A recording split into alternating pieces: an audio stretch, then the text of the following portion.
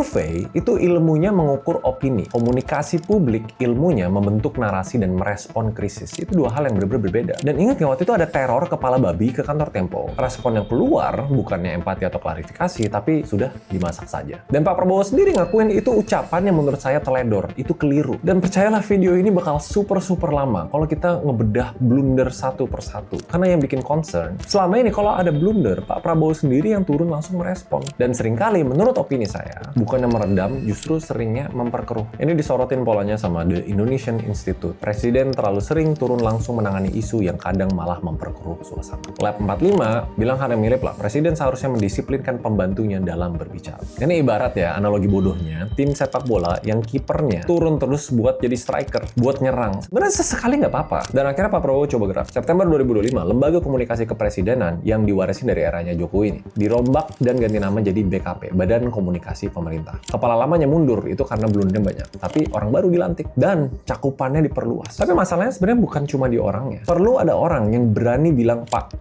ini nggak bisa keluar. Bahkan sebelum mic-nya nyala. Dan selama itu, orang itu tuh nggak ada. Atau nggak punya otoritas cukup dan polanya tuh bakal berulang terus. Nah dari sini gue pengen tunjukin sesuatu yang bikin kalian lumayan kaget ya. Karena efek dari sistem yang nggak jalan ini, dampaknya itu bukan sekedar viral atau krisis. Nggak berhenti di opini publik. Ada harga yang lebih konkret yang sebenarnya harus dibayar dengan komunikasi yang inkonsisten ini.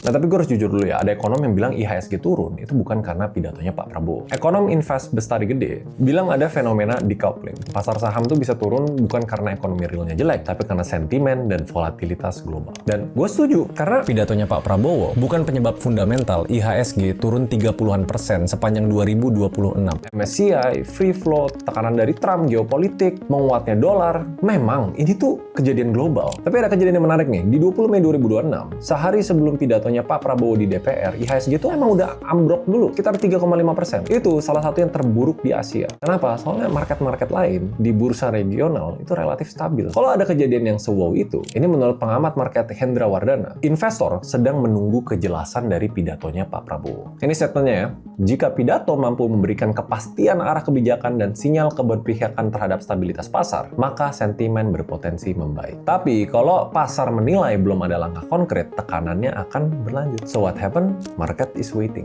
Terus muncullah pidatonya. PP, tata kelola ekspor komoditas strategis. Semua ekspor lewat BUMN. In a way salah nggak? Sebenarnya enggak. Tapi ini nggak ada persiapan komunikasi sebelumnya, nggak ada pre-announcement ke pelaku pasar, langsung dari podium DPR. Dan IHSG ibaratnya ya bereaksi sektor komoditas nih.